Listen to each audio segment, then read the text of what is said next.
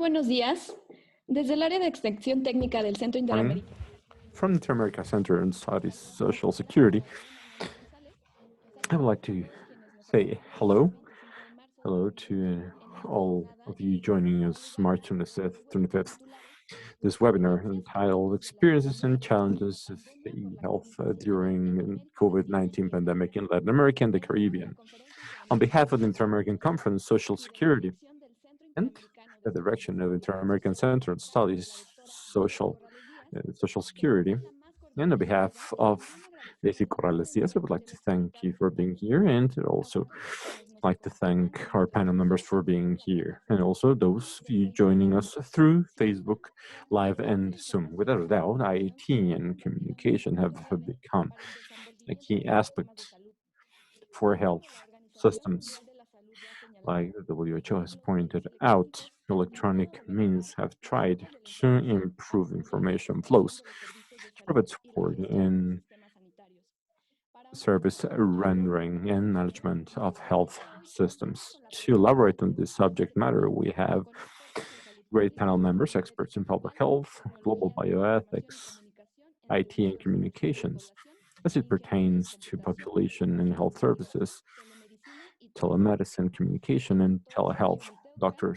Sergio Litoca, Dr. Cristian Díaz de León Castañeda, Dr. Adrián Pacheco, and Dr. Luis Ari Mesina. To this end, I would like to welcome Dr. Gwendolyn Bravo Zurita, coordinator of this webinar, specialist by the American Conference and Organization and Administration System from CIS. Dr. Gwendolyn Bravo Zurita, bachelor's degrees in economy and master's in social studies in Universidad Autónoma Metropolitana. She has a PhD in economy, by the graduate course from Universidad Nacional Autónoma de México. She carried out research in Institute of Economy from Universidad Federal de Rio de Janeiro in Brazil. She has participated in several seminars. She's published author on financial systems, economic politics, banking systems, financing, and economic development. Her research is mainly focused on areas like IT and communication and social security in Latin America region and the Caribbean, as well as economic development, macroeconomic variables, financial and banking systems, financing, monetary policy, credit and financing in Latin America and the Caribbean. She has taught courses,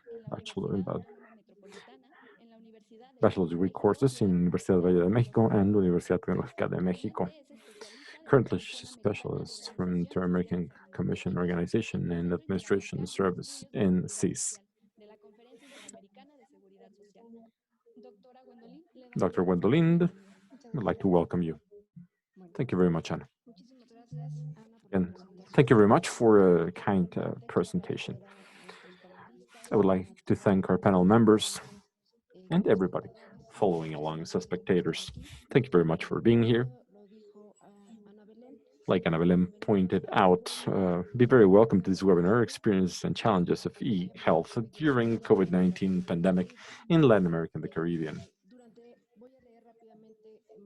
I'm going to quickly read the objective or the status of this webinar. During the past decades, the use of technology has diversified in different areas like services, education, and health. Current pandemic has transformed health system unexpectedly, making us apply intensive methods in the use of technologies to reach societies in a safer way and more expeditious fashion, having this very important role in fighting against the virus. Because social distancing through use of several technological tools like apps, thus making patients having access to consultations through telemedicine, access information of relevance that might even save lives. Also very efficient in management and collection of data from people with the several diseases. This has allowed to create statistics and prognosis on the behavior of a virus. This expansion of technologies entail several planning and execution processes, and well, these have actually advanced leap and bounds in Latin America and the Caribbean. This might be considered as a social benefit. We need to insist on the urgent need to look and reconfigure strategies and public policies, which goal is to generate that information access and health services through the creation of new infrastructures, improvements in the rendering of digital services, and investments in R&D new technologies, thus achieving this access to be equitable and sustainable. So in this context, the objective of our webinar is to examine the experiences and challenges around e-health, which, before the current crisis, needs to be substantially modified in health system, thinking about this inclusive and sustainable future for the Latin American region. So without further ado, I will present our first panel member, Dr. He's an electronic engineer, has a PhD in computing engineering. She started in Germany. He worked in Siemens, German, and Brazil. He has experience over 40 years in IT education, research, development, and commercialization of software. He developed and started the Circa management software in a couple of hospitals. He implemented and coordinates in 2006 the College Network of Telemedicine, ROOT, a program of the Ministry of Science, Technology, and Innovation in Brazil, direction of National Network of Research and Learning, RNP. Is also a member of IGAT Technical Advisory Group, belonging to WHO.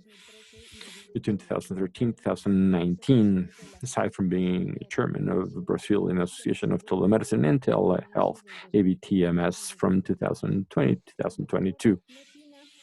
Dr. Messina has a presentation entitled Experiences of Root, the College Network of Telemedicine, and ABTM, and the Brazilian Association of Telemedicine and Telehealth. Oral panel members will have 25 minutes for the presentation.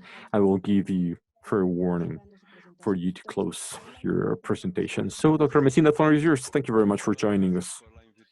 Thank you very much for the invitation. And well, let's just get into it because we don't have that much time.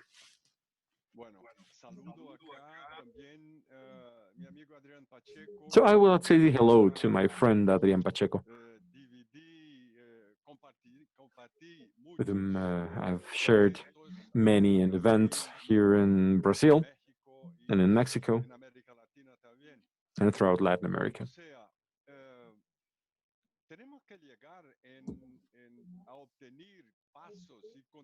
So we need to take steps and contributions if we want to achieve sustainable objectives when it comes to development. So cooperation networks are really effective in providing broad training and interinstitutional, multidisciplinary in nature as well, because digital health management is not only restricted to practice of telemedicine or physicians having this new tool readily available to be able to render services to their patients wherever they're located, at home or else, but also to provide them with a longer knowledge, more advanced knowledge,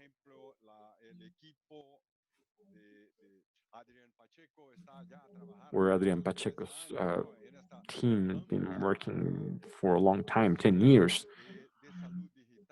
geared towards this action's digital health. So it's not only operating a computer or a software, but rather having this whole notion of what's possible and achievable, and start making its own path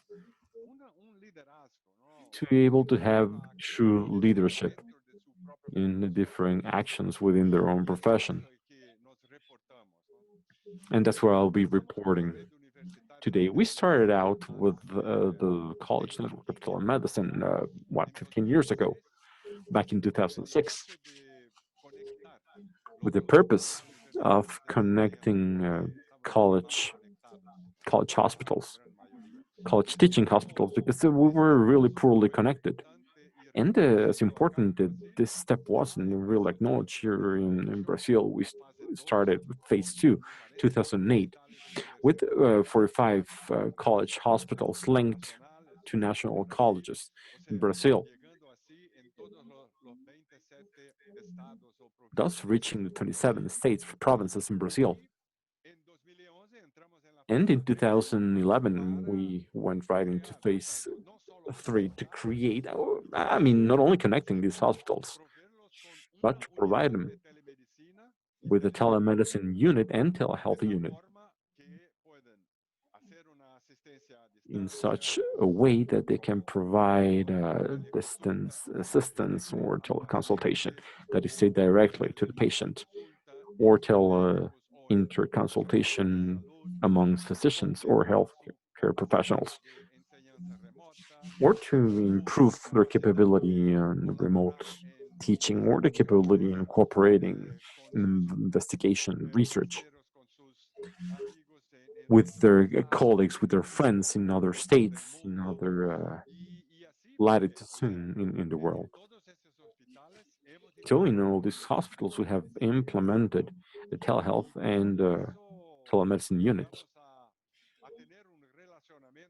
And little by little, we've created great relation in Latin America. And well, last year, because of the pandemic, everybody wanted to understand a little bit more in telemedicine and telehealth. Of course, that was the only thing they could do. So they took all this time, at least 15 years, for healthcare professionals, in the large majority at least. And I mean, also the government and authorities, they were a little bit reluctant, but this was prior to the pandemic. And all of a sudden, they didn't know what to do. So all these hospitals were extremely well connected and under the conditions to perform, and they did so.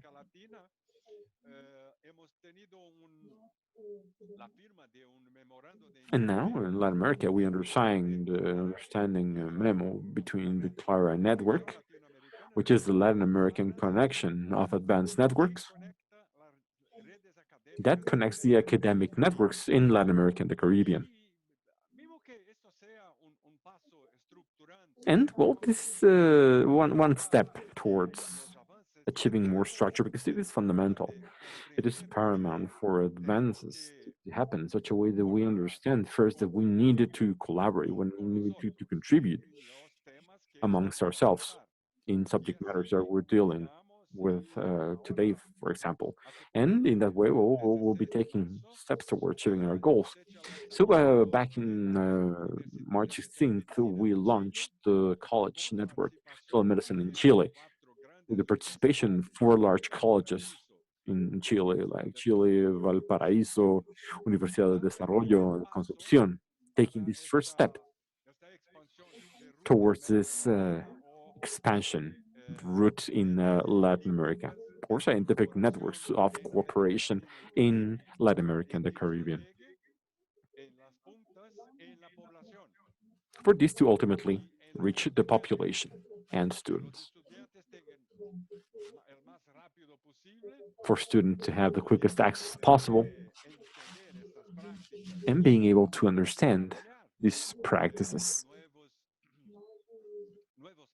thus developing new processes, having ideas and how to share this idea with other pairs, with other peers. Actually, today morning, and you'll see this later on, because aside from this cooperating network of health, we have also this collaboration network in nutrition, pretty much using the same model. And with this, we can join groups from one network, groups of another network, and they're competing in Sweden right now. So at this point in time, it's really about how we can prevent child obesity, which is extremely important in the world. So in this hackathon, professors are there to coordinate the whole project, but their undergrads and grad students are there to develop that, and that's what's most important. How is it to make advances in this digital literacy, in this digital intelligence, which we will all need, all students will need, all healthcare professionals will need at some point or the other. So it's an overview for the whole initiative in Brazil. We have the national teleprogram, Brazil Network of 24 Nuclei in over 2,000 municipalities. So I mean, it's been kind of coming and going, many things pertaining to government issues.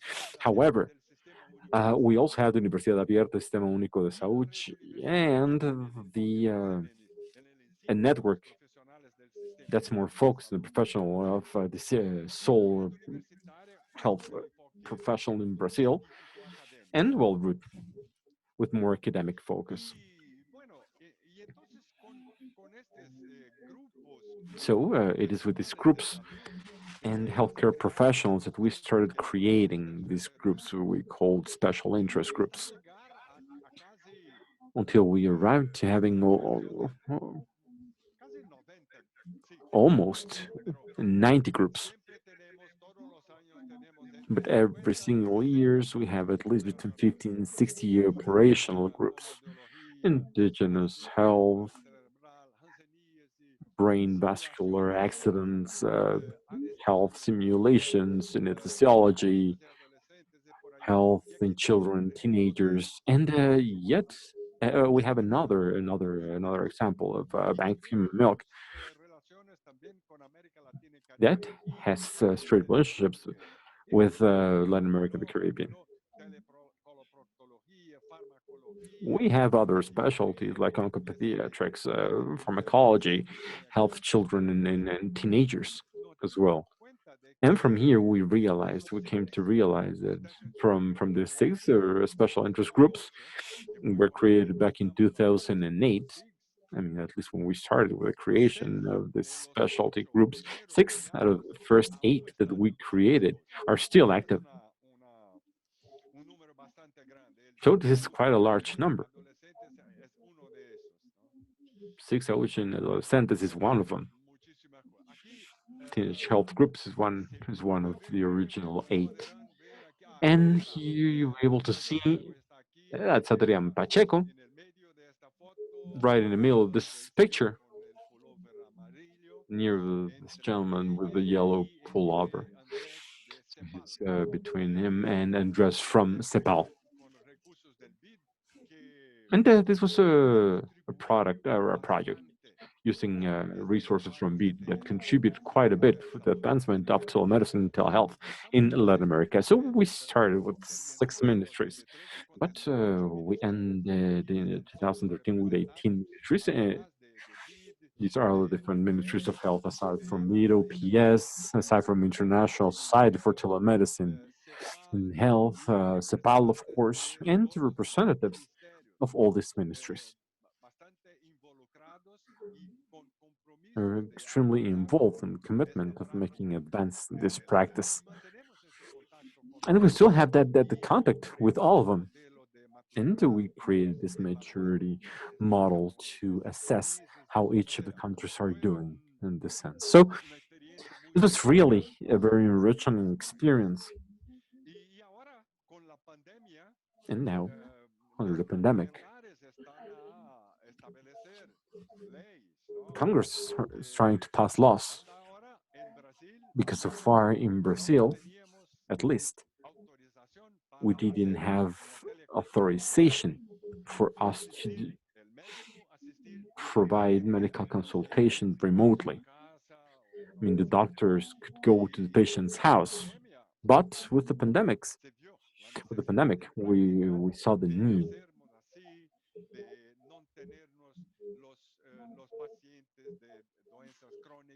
of not having chronic patients having to go directly to the hospitals. So appointments were changed to virtual sessions. And our parliament, we created the telehealth parliamentary front. And right now, we're talking with Adriana Ventura. She's a congresswoman. She's leading these actions. And I also would like to clarify that we still have this huge need of cyberstructure throughout the country. For example, I believe that right now should be around 45,000 health units, family units throughout the country in Brazil. And last year, around 12,000 of these were not properly connected, if at all. And now we have this project to arrive with more adequate connection to all these points. But there's issues of interoperability. The systems are used by the municipalities, by different provinces, by the health ministry, the federal health ministry. I mean, this is still a huge problem. This interoperability, as well as human resources, we already went over that. How is it that we're going to train all these people? First of all, I think that here in Brazil we have this profile of family health agents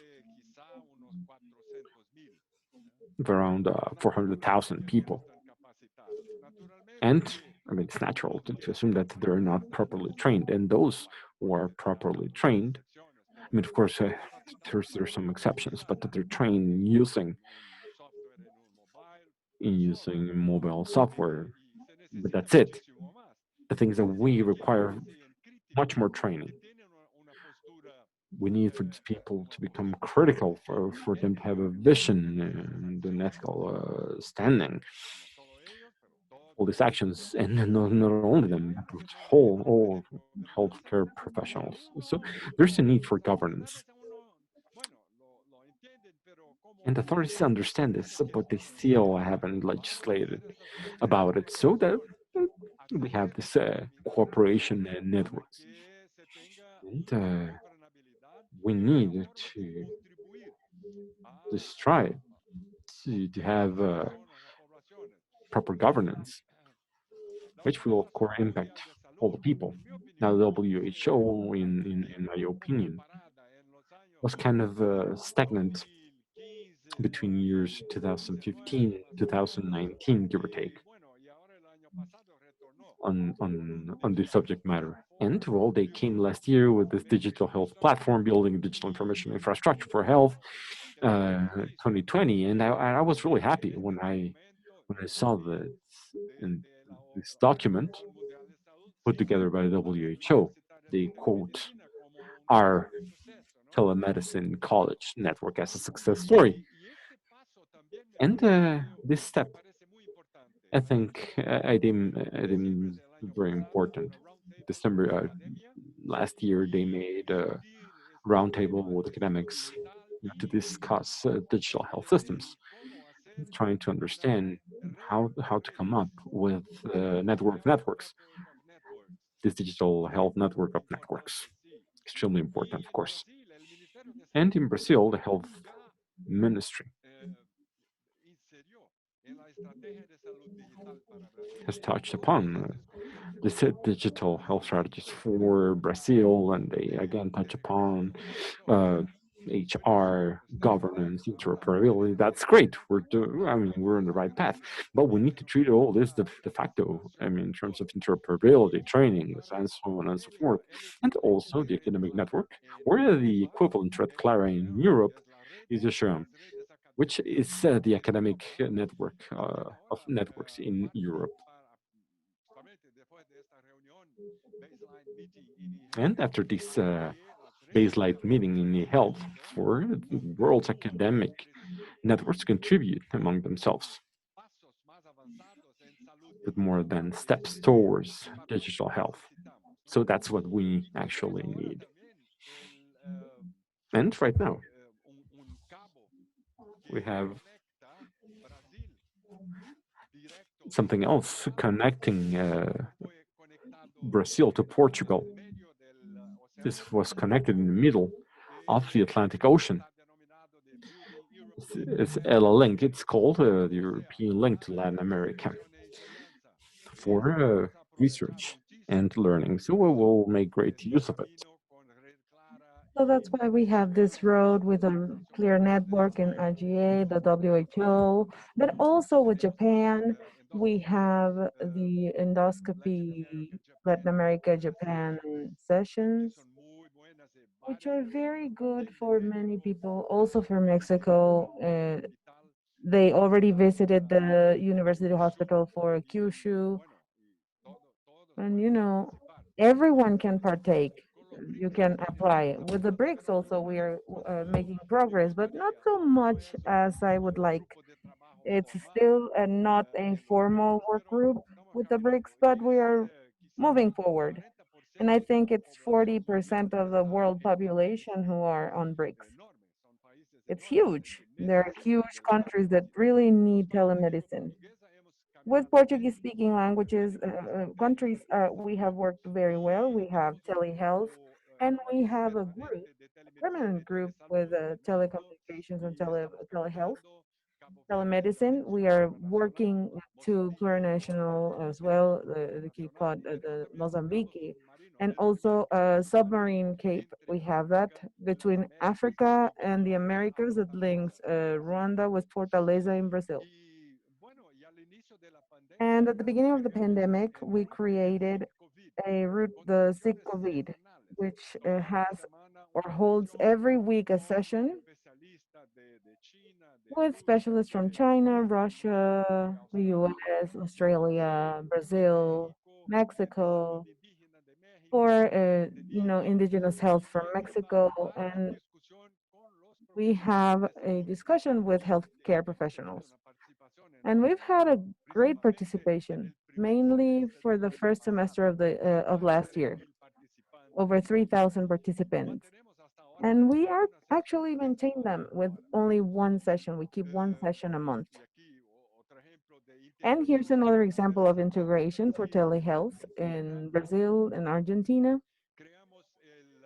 We created the SIG Universitario, or the SIG Universitario de la Salud, so that the college students have this space within their network to discuss topics that are of their interest, and of course their orientators, their professors.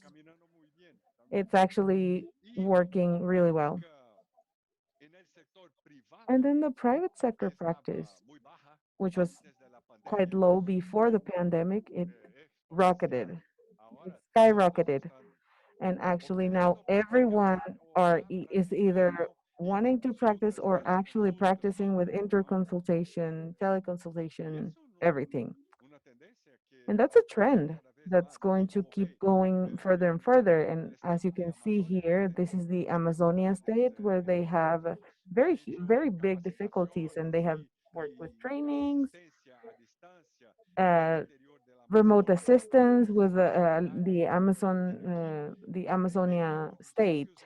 As you see, these are the municipalities where they have a university campus because of the connectivity issues. And here we have other actions, other ZIGs, dealing with topics and chronic patients with Espírito Santo. And with the Brazilian Association for Telemedicine and Telehealth, or e-health, we have worked with almost every federal council from the healthcare professionals institutes.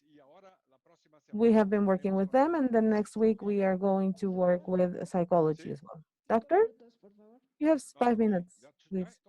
Okay, yeah. I'm actually quite at the end of my presentation, but so that current scenario demands from each one of us this awareness for the patient involvement, professional involvement, for the general law for data protection in order to support the parliament with the legislation and also to help them with their income. Those are important issues. In public service right now, it's the same. We can only have access virtually. It's a virtual venue and the payment is the same. In private sector, we are still working on it like a little bit further. And so with that, I want to conclude my session or my talk. And out of the 17 Sustainable Development Goals, we are contributing with at least 8 of them. And based on the network construction, not just for kids and connectivity, but also content, governance, this very strong articulation, and a reliable and direct relationships. Thank you very much, everyone. We are continuing to work. Thank you very much, Dr. Messina. Very important and interesting talk to see the experience in Brazil and the route in general. So now we're going to give room for the next presentation. We've had the luck or the privilege to have the participation of Dr. Cristian Diaz de Leon, but also we will have Professor Adrian Pacheco, who will be talking about the TICs as a resource in the response for the COVID-19 pandemic, proposals and challenges in Mexico. So I will introduce them. Dr. Cristian Díaz de León Castañeda is a scholar from CONACYT, has a PhD in medical sciences from the Public Health University in Mexico. It's a public health institution. As of 2016, he is a scholar for young researchers. He collaborated for the group project for the TICIC in the develop of Infotech, the Centers for Innovation in Telecommunications knowledge, and also he has managed the public health services and the adoption of these technologies by healthcare users and the general population as an approach to study the digital gap. He is a professor at the Universidad Michoacana de San Nicolás de Hidalgo, and he is collaborating in the drafting of strategies, TIC-based strategies for healthcare promotion and self-care in vulnerable populations. Professor Adrian Pacheco, he has a biometrics degree. He is a graduate from the UNAM in Mexico, and he has a specialty in e-health from the Alberta University in Catalonia, Spain, with a diploma course in healthcare sciences from the Institute of Public Health in Argentina, another diploma course in the National Institute of Public Health in Mexico, and he has participated in the operation management, the digital development of telemedicine and e-health in Mexico. He also has developed the consultants for the projects in telemedicine and telehealth. He has worked in guidelines, recommendations, and policies for the development of e-health. He has worked on different projects in Mexico and Latin America regarding e-health with public and private institutions, highlighting the collaboration with international institutions such as the Pan American Health Organizations and the Inter-American Development Bank. He had developed several publications on e-health and digital health in different publications, like the Public Health magazine from the PAOH. And also he has developed works for the Public Institution of Health in Mexico, the Benemérita Universidad de Salud Pública en Puebla, and the PAOH. And actually, we are going to give the floor now to Professor Pacheco and Dr. Cristian Diaz. The order will be first Dr. Diaz de Leon, and I will let you know when you have 5 minutes left. Thank you very much.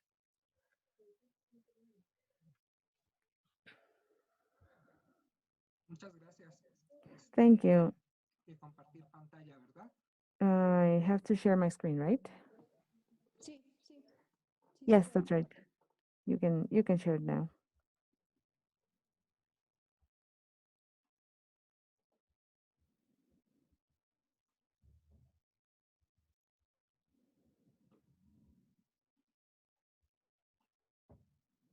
Pues muchas gracias por la Well, invitación. thank you very much for the invitation.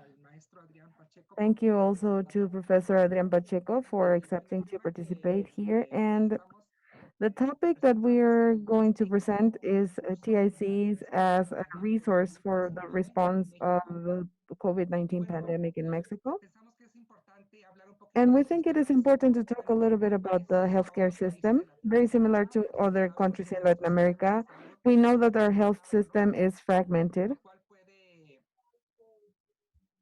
which can be a factor that can have an incidence on the implementation of ITs. Now, this fragmentation, which we know on Social Security for the population with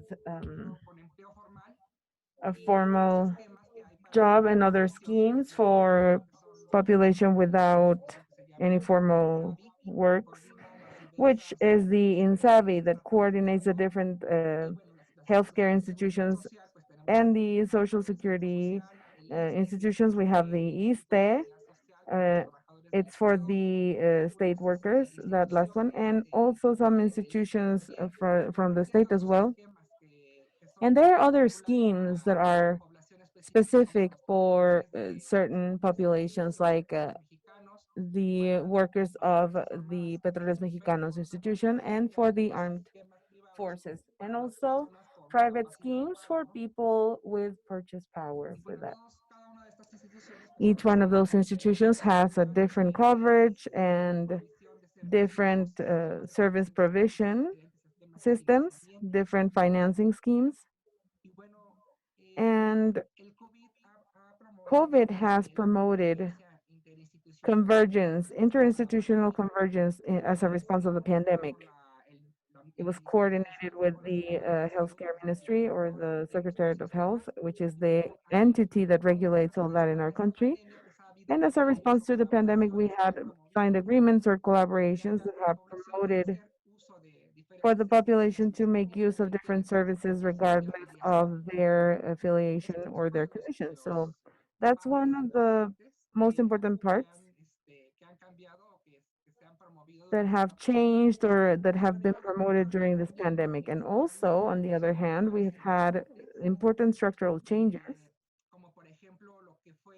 such as there had to be conversion, a hospital reconversion for a higher capacity, response capacity for addressing COVID patients. We had an expansion of services as well in order to have a better availability for beds in order to see those patients, whether it be inside the hospital or building what they called temporary temporary social assistance centers for COVID to be able to assist patients. So we have some examples here. One of the most important cases is the Citibanamex Center. It is a facility that was conditioned to lend services and to have a better response capacity for COVID-19 patients. And this was in Mexico City, but also in other states, we were able to do these types of modifications so that we could have a better response. And TICs also figure as an important part for the current COVID-19 pandemic. The TIC policies in health have been developed since about the year 2000, 2001. However, they have been constantly progressing, and actually we can see how they have been doing in different government periods. And, we have the addition of norms, even a reform to a constitutional article in 2013 with a digital strategy, national digital strategy. and different policies that promote better access and internet use. That was in the previous administration. And in the current administration, we have new policies. One that's called Internet for Everyone, the 2024 hospital scheme, which includes e-medicine and some other developments that are improving more and more with e-medicine. One of the most recent uh, was telesalud or e-health in primary care, which mainly helps with interconsultation, remote interconsultation, which was issued last year. And well, the different digital health components that were fostered by the policies and programs in Mexico, we have the e-files, we have the strengthening of information systems in health, the e-health and e-medicine systems, the e-vaccination chart, and also access to TICs and the development of digital skills for the general population.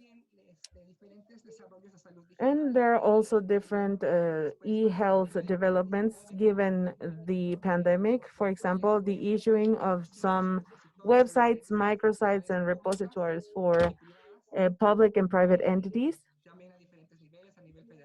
There are different levels. There are federal or federative entities, and also several mobile health developments like the chatbots, apps for smartphones, and also online courses for both the general populations and service health lenders, so that we can educate the general population and also the service providers. Check-in systems and the vaccination control processes. Because with the vaccine, we have issued some of them, which we'll be discussing later on, and also some database developments and also the adoption of e-health and e-medicine. One of the biggest portals that we have the coronavirus.com portal, which she achieved a convergence of a lot of information. It helped improve population's access to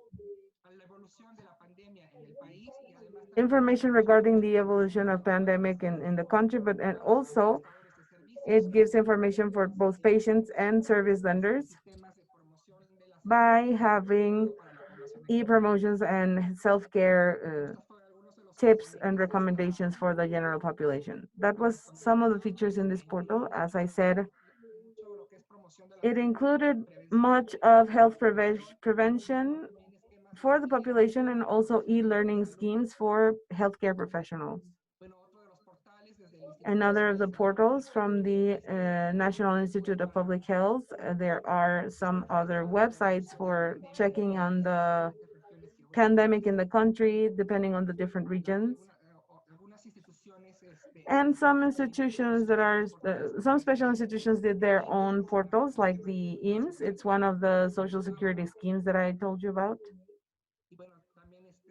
And well, this is an education portal, both for the population and for service lenders.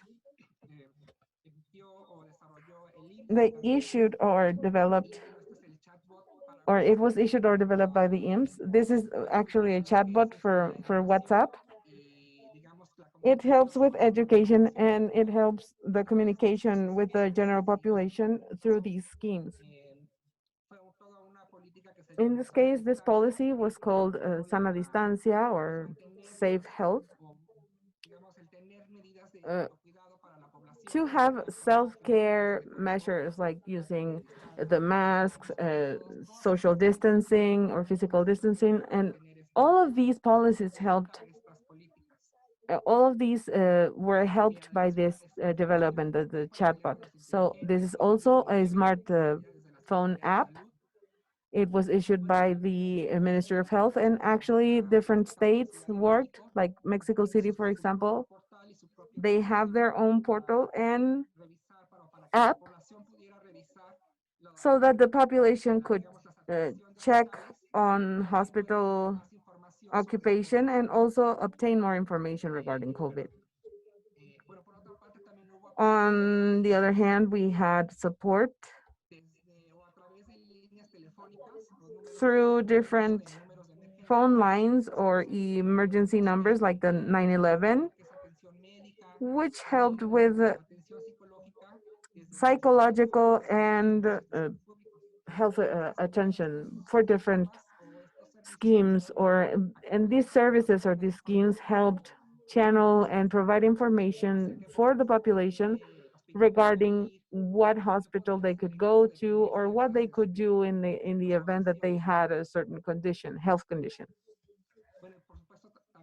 And of course, the use of social media is very helpful in health promotion and general population communication with the population in general, and some other websites for the vaccination records and for the population. This is very recent because we just had recent access to the vaccine, so the population would enroll with their public ID number, which is the CORP here in Mexico.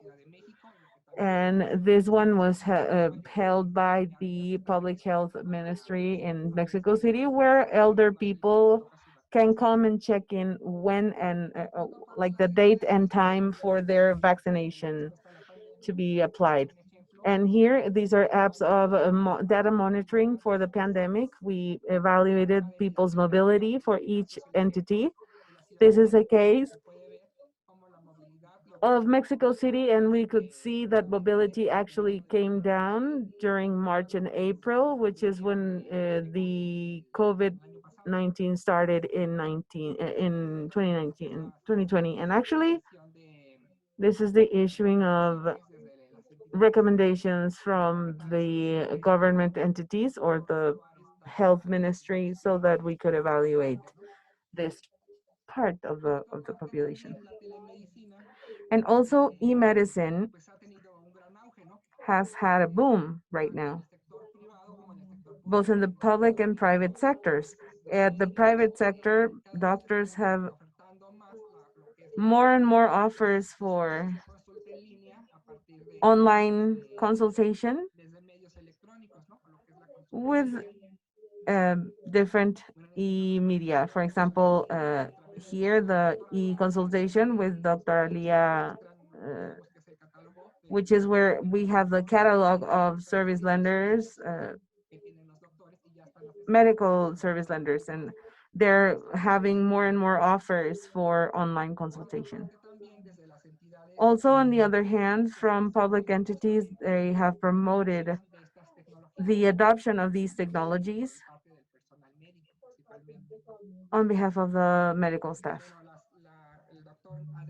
And Dr. Adrian will tell us about how e-health was developed during the pandemic, the COVID-19 pandemic.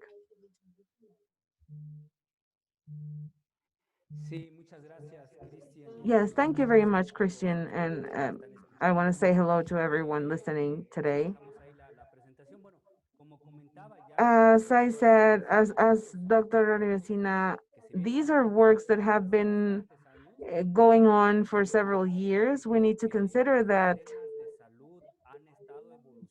the health systems have been developed and transforming in over the years. In the year 78, one of the commitments towards primary health care provision and the strengthening of the first level of attention evolved. And actually, the e-health part became all the more stronger with personal computers, the TICs in general, and obviously the internet. So we need to make this transformation for ministries and developing policies. We need to develop guidelines as well, and facing this very ever-changing world, and that this evolution is made natural and constant. We obviously need to be very resolved and very ready for these small and sometimes rather large changes. So although the pandemic was a catalyst, a lot of our countries, and I mean for the region, have been already working in a higher or lower level with e-health issues like the e-files, e-medicine, e-health. It became a lot stronger like any other innovation which you develop on the lab, and you can test it and you compose, you remake, you reincorporate. And at a time, this started having, well, I'm going to call it like that, but I don't know what the word is, but a lot of marketing. Why? Because we're facing another challenge, another disruptive point where we cannot see our patients in person. So we've had around 160, 180,000 e-consultations a year at the public institutions. Let's remember, for Latin American, we have 32 provinces or states here in Mexico, and they work autonomously, obviously coordinated with the federal entity. And about 160, 180, 140,000 e-consultations. And right now we are at about 6 million actions in e-health.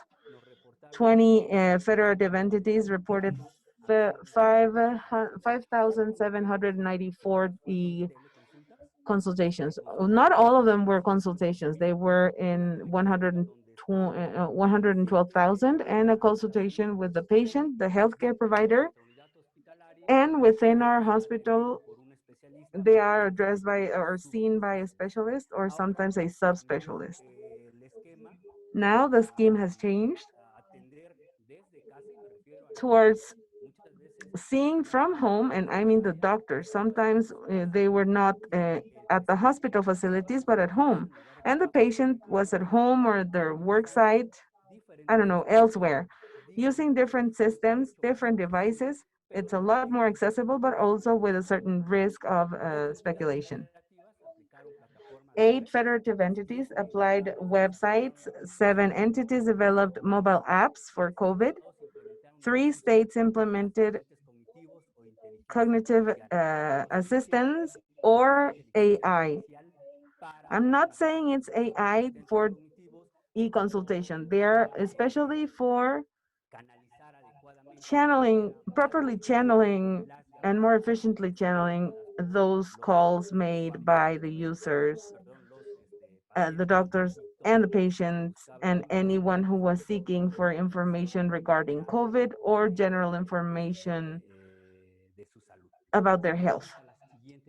If we move on to the next slide, over 400,000 trainees, and actually they have to do directly with healthcare providers. They're not general population. Dr. Christian, could we please move on to the next slide? There.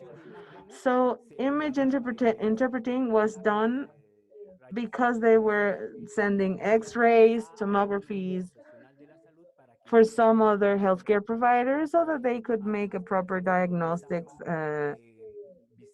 remote diagnostics. We did virtual visits for doctors and families, e-monitoring, subsequent consultations, and those I want to highlight.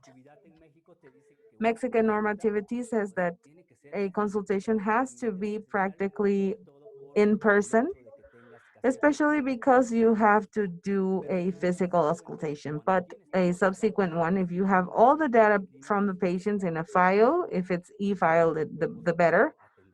Of course, you can see them like that. It's not for everything. You cannot do everything with it, but the amount of patients, chronic patients, that we can address and assist with these technologies and platforms is really quite considerable. So we are looking at transforming ourselves with that. We are checking on this disruptivity, and as Dr. Ari Messina, we require this collaboration. Everything we're doing right now is not just in the public sector, but also in other sectors like economy, like technologies, communications, etc. And it is with other countries. Right now, no other country, no matter how powerful they are, they cannot do it alone. Hence, cooperation is still fundamental piece of this puzzle. Key piece to this puzzle. Next slide, please.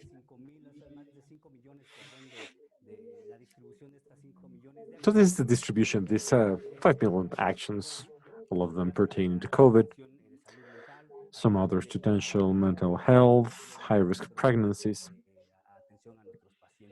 and we're providing attention to our chronic patients.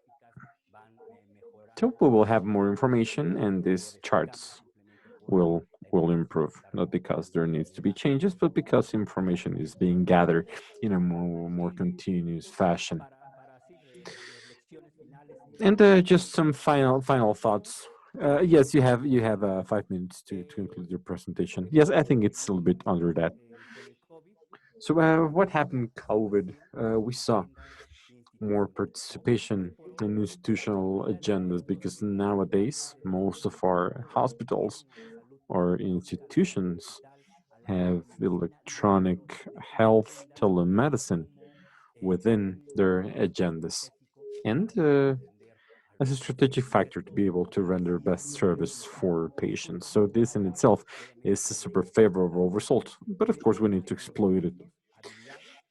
Demand for knowledge, skills. As many of us thought we knew, and I put in some example, this platform we're using right now, Zoom. And starting with meetings, with trainings, we realized that not all of us used it correctly. So we started having the skills, better management of cameras, sound, lights, and little by little, we've made progress in some issues that might seem a bit simplistic, but that they ultimately improve the physician-patient relations that we can have through these technologies. More access, maybe price drop, maybe they've always been the same, but the offer hasn't been so appealing. But I see more physician, healthcare professionals, and patients with more access not only to these technologies, but access to better quality internet.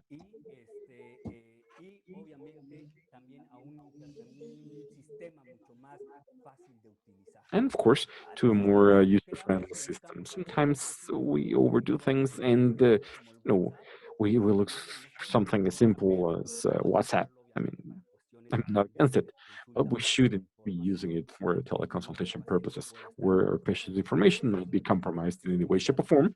But it's still a way or an example of accessibility, something so easy that anybody can use. Us engineers need to meet people or meet things halfway, accessibility and information security.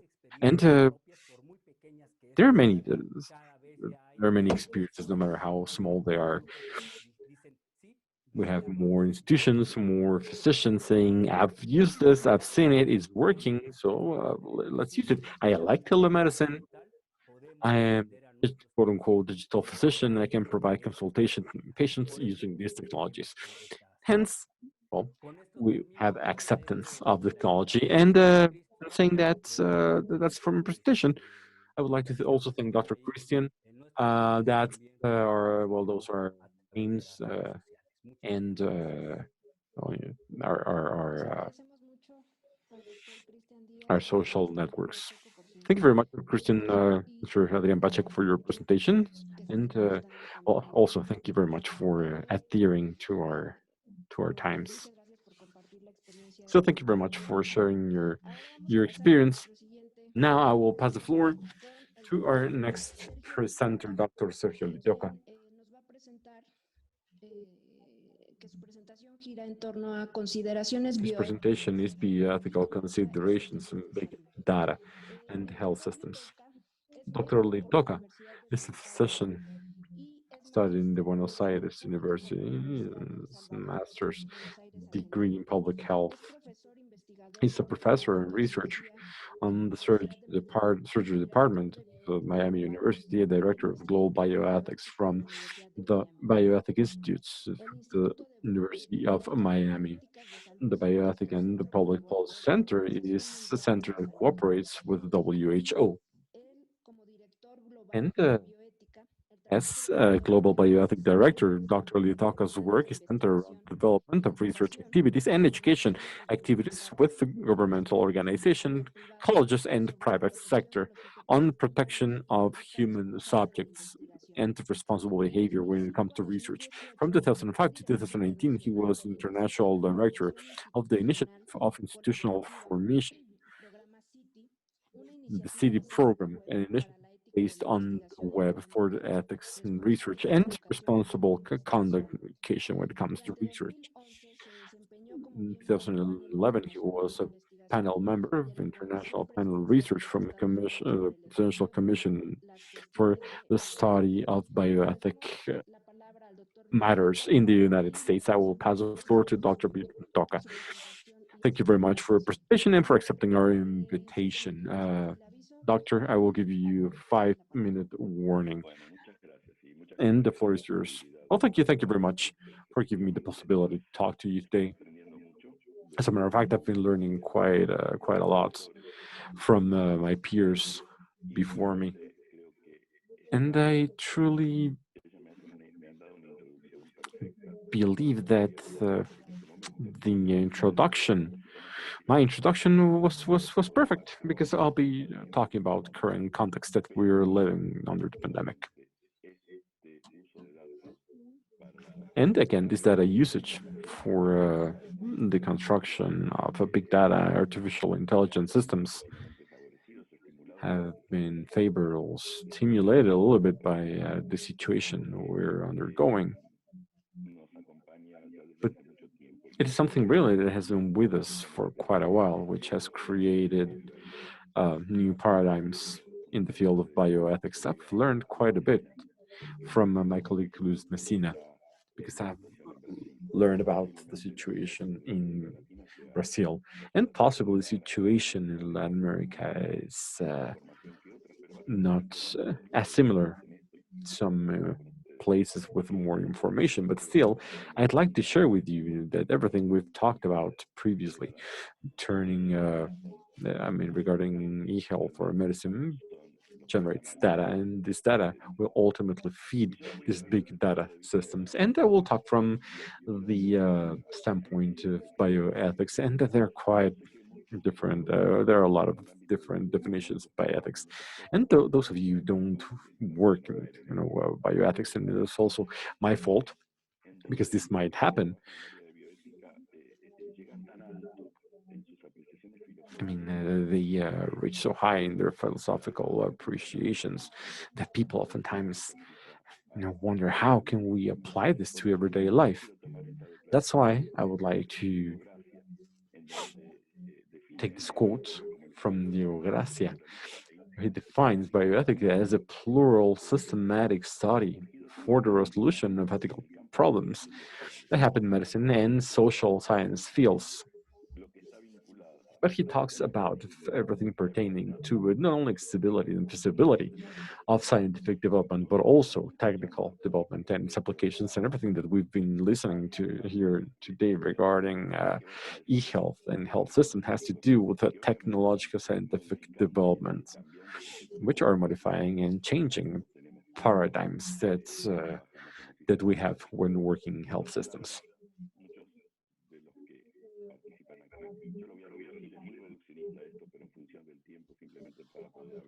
So this is very simplistic in nature. I will try and give the definition of big data. Big data is a system or a set of systems that contain information in ever-growing volumes. I will talk about scalability of the data. So what volume is important here? Because like we'll see afterwards, all information systems, all AI systems are based on a data scale, and when this data scale is not enough, sometimes systems have problems in poor interpretations of what they're quote-unquote seeing.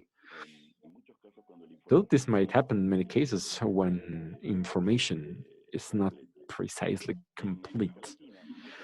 In Latin America, and that's why I wanted to focus only in Latin America, chances are that there's a lot of distortion regarding the quality and the volume of this information we get from health systems. Some more developed countries generate more data, some others probably less. But this global understanding, there are many companies working nowadays in big data and health systems, and in many cases, there aren't even borders in terms of who produces data. So when we talk about artificial intelligence, we talk about computing technologies that are likely to processes associated human intelligence, associated, but it's not the same.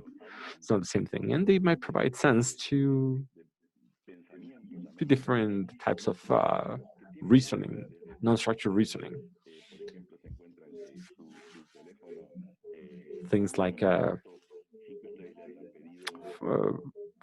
your cell phone ordering your pictures based on faces, landscapes, or whatever you're taking pictures of, or the way it handles this large volume of data, your cell phone that is. So the system learns from itself, and it learns through a process called machine learning.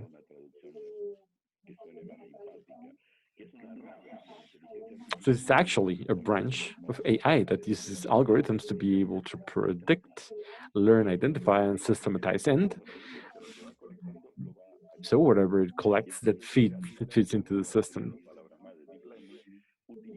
So this comes to big learning using artificial neural networks to be able to analyze this data. So these artificial neural networks gather all the knowledge that it acquires to the way these systems are loaded. So it, quote unquote, learns through experience. And it optimizes the whole experience. And here we have a very interesting elements in artificial sciences. Because at some point in time, this will turn into a black box. So this network learns, but it starts creating its own parameters in terms of how algorithms with which it's fed are analyzed. And this has to do with hundreds of developments that we currently have in artificial intelligence. So it generates its own learning modules, and it learns through experience. And it uses that experience to be able to apply analogies to new cases that present themselves and to make decisions. And this is where artificial intelligence and these neural networks are applied to the field of medicine. So let's go back to deep learning. For instance, the case of facial recognition. If we take facial recognition, which is very trendy to secured cameras in almost every country in airports. So the systems represent a picture. The picture presents some specific traits in the face, in the facial configuration, and at this level assign particularities in longer combinations that correspond to those elements, which are the similant to this. So the camera learns all this. Nowadays, facial recognition technology, the most important technology of this kind is in China, and this is interesting because, for instance, China, that has huge participation in Africa. It takes a lot of information from Africa to be able to establish a criteria, a baseline when it comes to facial recognition, which is extremely broad, where it has different ethnic representations. But China also uses this to identify sectors which they deem enemies of their government or their government structure. And using extremely rigorous and authoritative Big Brother system. And well, this of course has a counter being able to be used in not a particularly satisfactory way, the concept that we have individual freedoms. The second subject, which is important, the secondary use of personal information. For those of you working in bioethics, And all of us who were used to talking about privacy, the concept of privacy, and we define privacy, privacy and confidentiality. That is to say, what the information, or what is done with the information that we each of us generate. So in bioethics, we have to take into consider privacy and confidentiality as two superlative elements of medical activity as such. But nowadays, there's no distinction between personal information, because all this information that goes or that's fed into databases serves the purpose of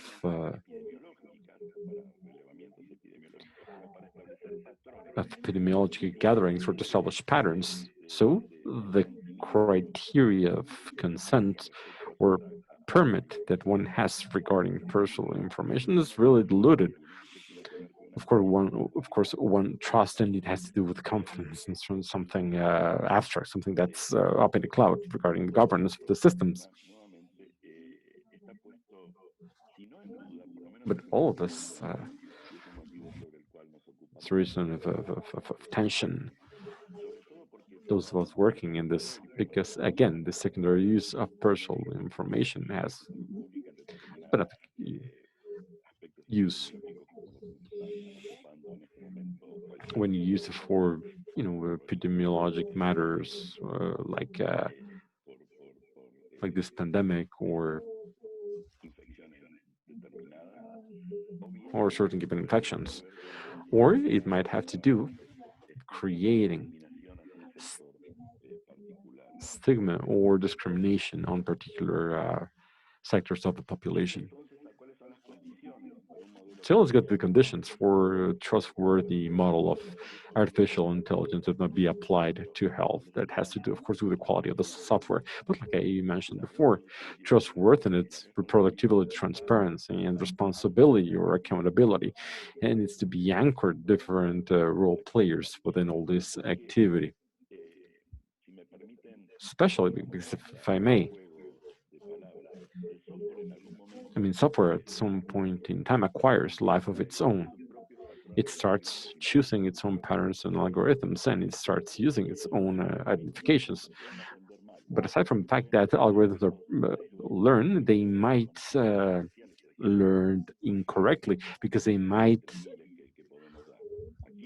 be biased in terms of what they learn. Here in the United States, projection or prognosis models on, for instance,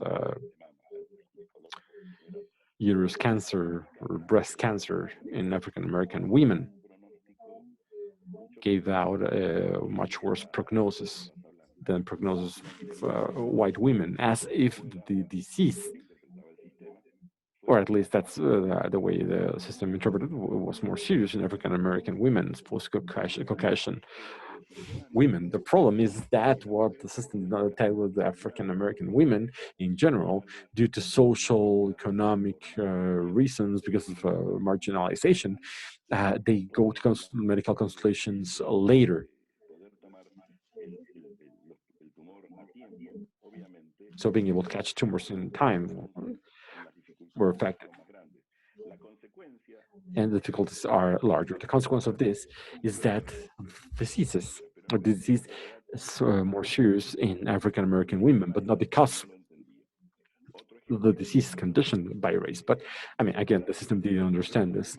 Another example, because again, these are experimental systems, and for a long time, the system gave prognosis that those patients with pneumonia, but having asthma at the same time, with pneumonia, but also with asthma, had a better prognosis than those patients going to a hospital only with pneumonia. So the criteria, at least for the system, and understand that we're talking about artificial intelligence, but sometimes intelligence is a little bit dumb. So the system understood that pneumonia protected against, asthma protected someone or the body against pneumonia. So the thing is that what the system did not measure was the patients with asthma and severe pneumonia. They were admitted to ICU which meant that maybe the prognosis was a little bit better because the quality of attention of care was better. Whereas patients with pneumonia, but with other comorbidity, they were just medicated and sent back home. So, of course, when you analyze morbid mortality of patients with asthma, with both asthma and pneumonia, at least according to the artificial intelligence models, this said that asthma was ultimately protector people with pneumonia. That's why you need to really educate people interpreting this data. And well, you have education and the security, and of course, governance a little bit diluted, and this is really hard work. So going back to COVID, as of March 2020, where the world started getting infected, a different piece of research trying to predict the evolution of COVID-19 as it pertains to mortality using electronic health records, information coming from electronic health records. So they started analyzing lung X-rays and trying to establish parameters between these lung X-rays and the different opacities when it comes to video translucid, which is a trait of COVID, with projections of surviving the disease. And all this, in some cases, might have been useful. In other cases, I mean, the system started feeding themselves and they established their own conclusions about this. But even more importantly, in the field, this prognostic systems are prognosis based on algorithms. And this was very much discussed, and probably not that much in Latin America, but it was very widely discussed in the United States because before the eventuality, and I know that these weren't used this way, but some people thought about the possibility of using systems like Apache, which is acute physiology and chronic health evaluations, which are algorithm systems based on clinical datasets that render the projection or the possibility to that person to outlive the disease. And we didn't know that for a long while. Something that's going on in Brazil was thought about. But I mean, we talked about the triage, about selecting, about choosing which people have the better chance when it comes to using oxygens or having access to an ICU bed. And again, I'm not saying that this has been used, but these are elements. I mean, this is nothing new. This was not brought about by COVID, like in SOFA. And like, I mean, the system I mentioned, there are quite a few like it in case of coma, in case of certain accidents or certain multi-organic diseases. There are parameters established that makes the AI systems to analyze and to make a projection regarding the possibility of survival of that person. So, well, for instance, this information coming from a piece of research in Brazil. This is a very interesting work published not so long ago about machine learning to predict the severity in patients infected with COVID, where they take all this data sets and establish binary parameters that have to do with the images that appear in an X-ray and how this might, through the analysis of these deep learning systems, let's see, the prognosis of someone being released from hospital, or how long will that person remain in ICU, or whether they're going to be intubated. So these are prognosis systems. So these are not determining systems in any way, shape, or form, but these are prognostic systems that have to do with decisions.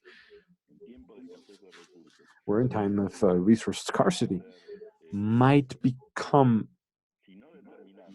if not determining at least of bearing more specific weight in certain decisions. And especially in primary results and secondary results.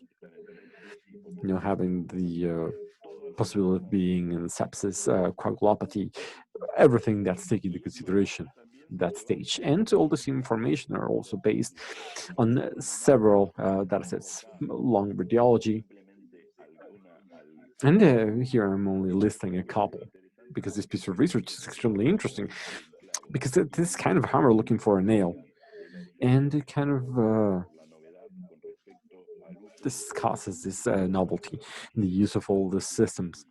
If it's stripped from clinical sense, being able to make decisions on this. Again, very interesting piece of research, very interesting article, and I recommend. But again, the systems, like I mentioned a while ago, you need huge databases because they feed themselves on files, images of cancer patients, images of national files from different countries with clinical histories, where they receive lung radiology images. And again, there are a lot of these systems. And again, these are predictive systems. Doctor, you have 5 minutes to end your presentation. Thank you very much. Here I have more piece of research on the same subject. So, I mean, actually, the concerns that we were thinking about have to do with bias. What are the chances, what are the odds of the system misinterpreting things based on the social backgrounds or different economic backgrounds to discriminate people based on its own programming errors and deficiency. Also, the quantity and the quality of that is important. So decisions based only on algorithms are dangerous. But the effect in many healthcare professionals is what's called automation bias. I mean, the machine is saying this might be true. So this is something we need to work against to be able to better defend the correct use of these systems, without them being the only element of consultation. And we're working on a couple of suggestions, and this I would like to reiterate the support of the University of Miami working with this international initiatives like the one you represent. We believe that there needs to be some sort of goals and some agents to have the correct governance. We need to learn more about the subjects, and I mean, it doesn't entail regulations, but rather having governance. I think that professional societies have the opportunity to boost this training work, but also international organizations have the obligation, or at least a task before them, to start the dialogue. For example, an information consent. We were talking about this in other areas of bioethics. I mean, is it correct or not to inform a patient, I mean, while they're clear-headed, before hitting that gray zone? Whether in principle, and whether he allows or the family to use prognosis system based on algorithms to be able to make therapeutic decisions, or even suspending the treatment if there's nothing to do. So, of course, we need more literacy in terms of e-health information technologies, and well, for all of us to work together in this literacy effort to be able to provide input from different disciplines about the knowledge that we have in different areas for AI to serve the purposes it was created for, which is improving the diagnostics and treatment. Thank you. Thank you very much, Dr. Licata, for your participation and for also accepting our invite. We are now going to move on to a Q&A section. Here I have some of them already, but I'm going to first address the specific questions that I have for some of our panelists. And if we have some time, I will ask some more general where you can all participate if you wish so. So we are going to start with the initial board table. We have a question for Dr. Luis Messina. It reads, how has e-health impacted the public sector paradoxically for the serious COVID panorama? Hmm. Well, that's a very tough question because there are other factors. I mean, the institutions that had experience in the practice of remote assistance have done it. They have done it since March last year. March, April. And they continue to do that, but most of the healthcare units, hospitals in general, because those where we have an e-medicine are the college hospitals and very highly complex hospitals. Most of them didn't have, and then the other factors are much stronger. There was no clear orientation on the use of face masks, for example. That was not so promoted around the population because, you know, many factors that you also must perceive around in Mexico. For example, yesterday, they signed a term to create a national committee for COVID. Just, you know, we started last year, so I don't have a better answer for this situation. Okay, thank you very much, Dr. Messina. I have a question. Actually, there are three questions for Dr. Christian Diaz and Dr. Adrian Pacheco. Would you like me to read them all three at once, or should we go one by one? You tell me. Let's go one by one, I think. Okay, so the first one. Federal efforts in Mexico have focused on medical attention more than public health. How do we revert that trend and make use of Europe's experience?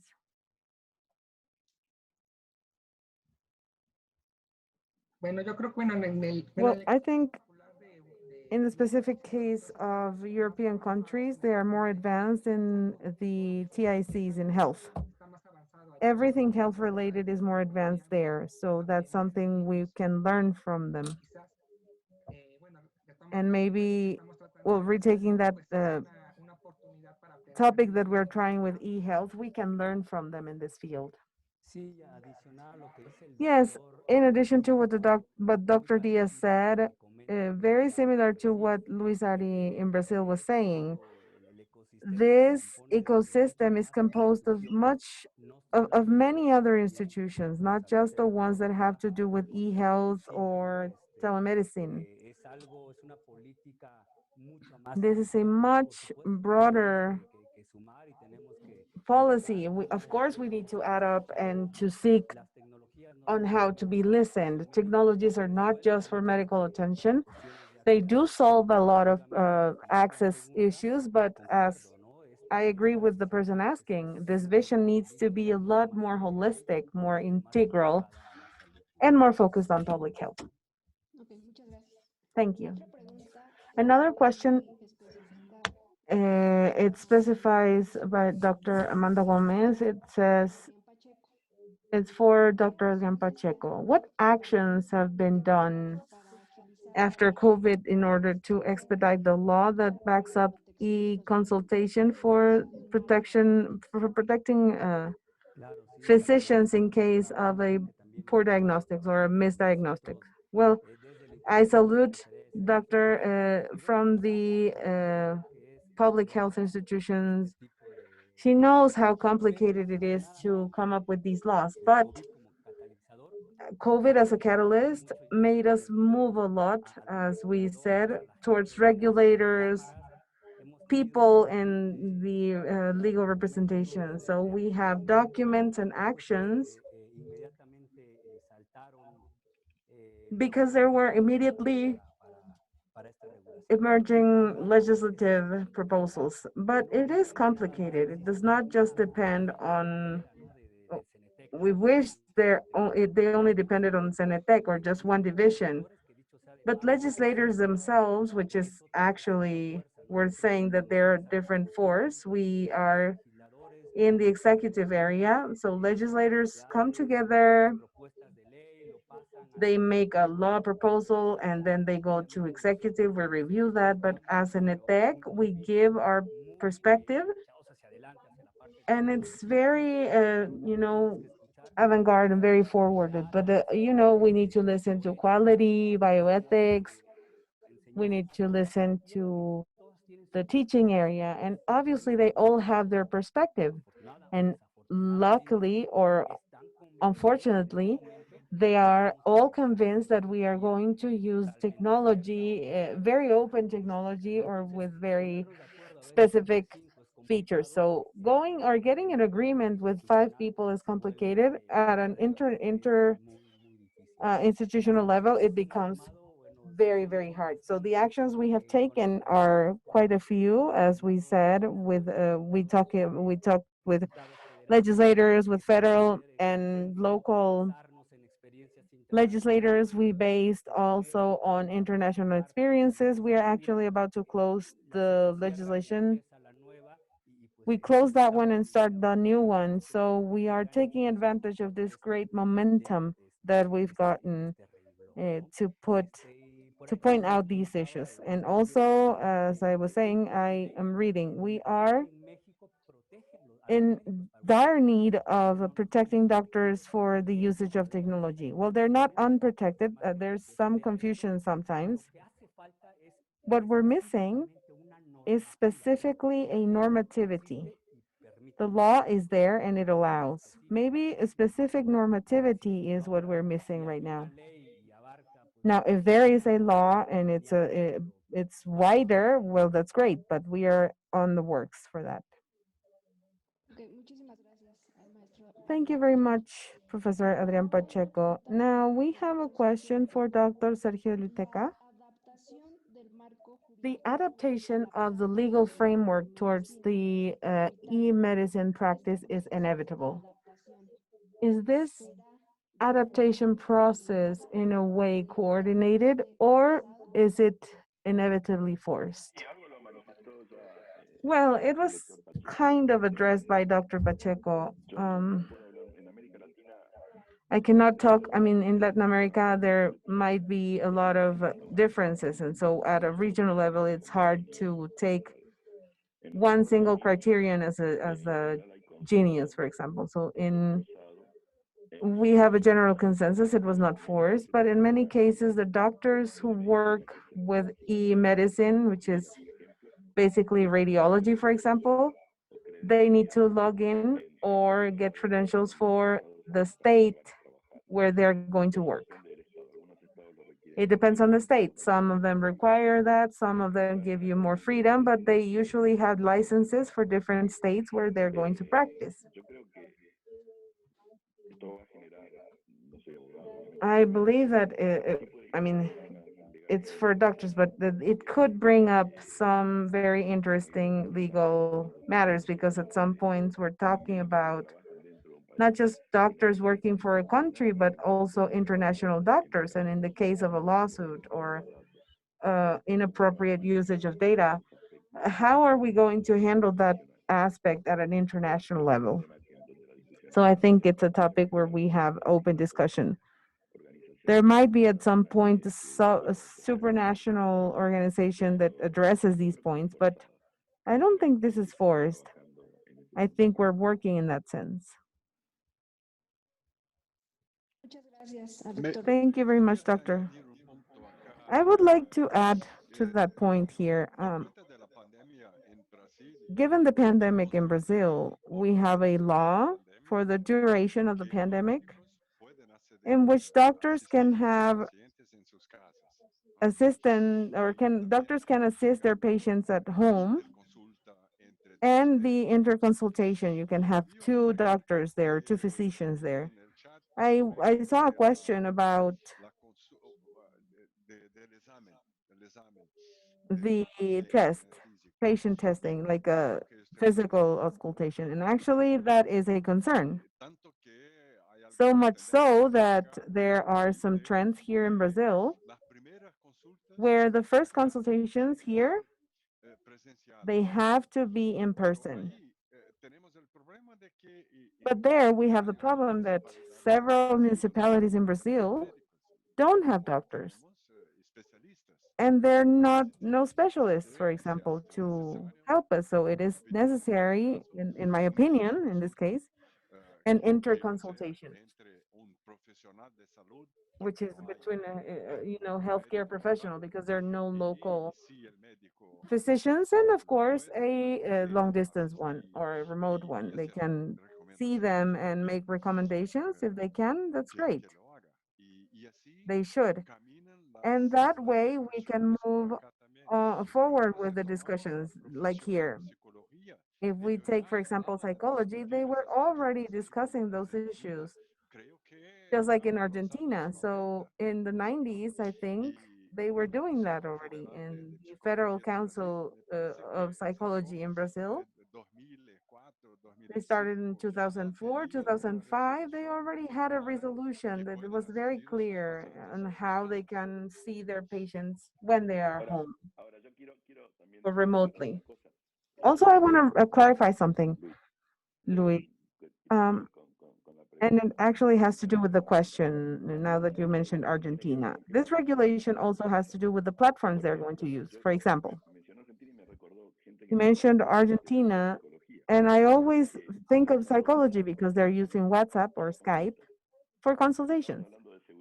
And we're talking about security, for example. There's no security in that kind of thing. So that's another point. How those platforms that they are being used are, which are safe, or so we think, because they're expensive. And they use WhatsApp, they use Skype, or also FaceTime. And there's a whole problem with data and the misusage of those data. That's very interesting. Yes, I'm sure that's going to happen here also. There's a lot of criticism towards that point. You're right. Yes, thank you very much, both of you. That was one of the questions that could be for everyone. I don't know if Dr. Christian Diaz or Professor Pacheco want to elaborate more on that. The test is a physical auscultation for the patient. Is it a barrier for more implementation on e-medicine? And if that's the case, what is the e-medicine proposal about that? I don't know if you want to say something more about it. Of course. Well, obviously, this response would be more for a medical debate, but beyond going to a law or normativity that allows or bans you to do the consultation without auscultation, well, it's an ethics and bioethics issue. As a doctor, you're not going to have every element for a decision-making process.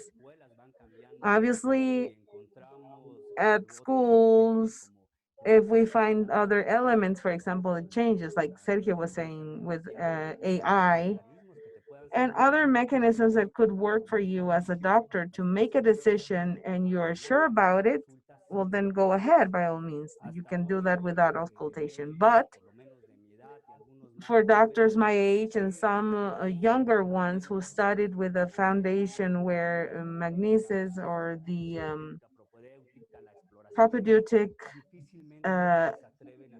medicine, they rarely do a diagnosis. I mean, if it is simple, it's not required, but that's going to be a complication. Not everyone agrees. Some of them are going to say, yes, I can do it, even with, enough ethics.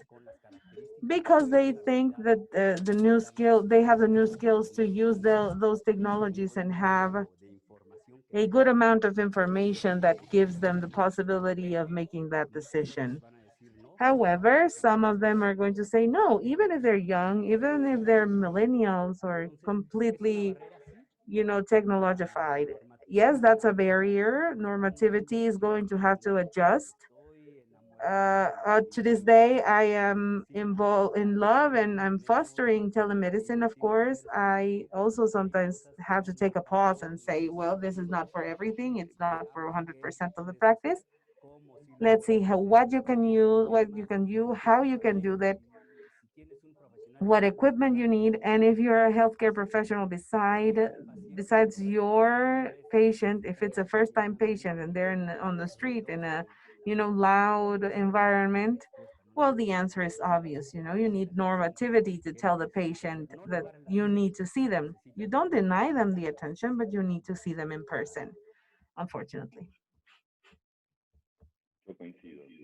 Yeah, I agree. I also am a part of scholars, but I'm scared of having a set paradigm, but and clinical detection is important. I think telemedicine applies for different follow-up or analysis. Now, if there at some point is a robot able to interpret that, but that's going to create a lot of inequality because there will be countries where maybe having access to a robot, a companion robot that could be an artificial doctors could be easy. And sometimes thinking, for example, in Latin America, it will cause more marginalization and, conditions that could be unattended. But yes, I'm afraid, to think about that, like old people, who have a very fixed paradigm, and I try to be as flexible as possible, but I still find it hard. Maybe it's just for control or revision for a first time patient who has a problem, and you need to try and diagnose based on a machine only. Although sometimes machines can be smarter or even more effective than a doctor. Okay, thank you very much. And one last question is, how are they considering elder people, especially from rural areas, for them to be attending their health with these electronic resources? That's an open question. I don't know who wants to answer. Well, here in Brazil, the biggest problem we still have is, the different, it's a quite large country, and so we cannot get to many regions. For example, in the Amazonia, for example, and with a satellite, communication is not that regular in those regions where we have a high electrical load, for example. But even then, as I said, last year we started a national project to connect every family healthcare unit that is not well connected at this time. I think out of the 7,000 that should be connected, around 14 to 1,500 are connected, and the program keeps going. That is, we need to have this awareness of cyber infrastructure in general in the country, and also the healthcare professional training, which is yet to come. Yes, yes, obviously that's the topic, that's the issue. Digital alphabetization, it has to do with doctors and the people in general. So in the case that Luis was saying, it's a fabulous resource where at a distance you can at least have some access to healthcare. But the problem is larger, you know. It's like, for example, just thinking about the ATM, there's people struggling, especially elder people, they're struggling with the screen in order to carry out an instruction at an ATM. So if we transport that to remote medicine, how hard is it for people who cannot do basic computing stuff, you know, or even knowing a touch screen? So it's a learning curve there. Yes, that's one of the biggest challenges. International entities have stressed that in every ministry. On one hand, having this access and decreasing the inequality. It seems like technologies were able to support you with the equality, but what we have seen is that the gaps have been even larger. Uh, for those of us who are in Paseo de la Reforma Street in Mexico City with like 1,000 internet gigs versus a rural area, both in Mexico and Brazil, for example, which is like a, you know, a proportional thing to the country size, you know. And if you add that to economic and social cultural issues, educational issues, even with some stagnation, and as it was said, with elder stages and little access to telecommunication, of course, it becomes a huge challenge. Both for this federal public administration and the previous one, it has been a priority to have attention for ethnic indigenous groups and elder people, but it is hard. It's not the same, as I said, to tell a telephone carrier company to install out here versus installing at a 1,500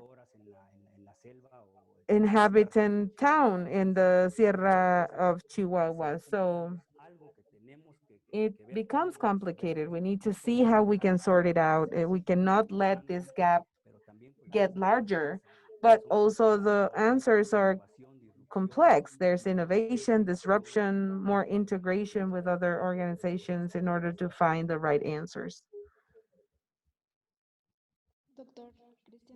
Dr. Christian Diaz, anything you would like to close with? Yes, also it is important, besides these developments, for example, e-medicine and others, it is important to develop interventions that promote developing digital skills in the population. Those have been, for example, in Mexico, last administration had a policy or a program that promoted digital skills in the population. However, it had very limited access. It was called Connected Mexico, for example, but there was 1 point per entity. So we didn't reach out, we didn't reach the whole population at all. So it is important to have the development or the strengthening of these digital measures in the population to address TICs, and not just in health, but other sectors like mobile banking or e-commerce, you know, or TICs, where people are getting stagnated in those fields. Well, thank you very much to all of our 4 panelists. For us, it was a privilege to have your presence and your participation. And without further ado, on behalf of Dr. Daisy Corrales, who is the director of the Center, as Inter-American Center for on Social Security, and the Administrative Center, which I represent. Thank you very much for your presence to our panelists. We invite you to follow us on social media. We are on Facebook, Twitter, and this live emission, it will be available also later on YouTube and Facebook. So thank you very much, everyone. Have a very good afternoon, and thank you. Thank you. Big hugs to you all. Thank you. Thank you, everyone.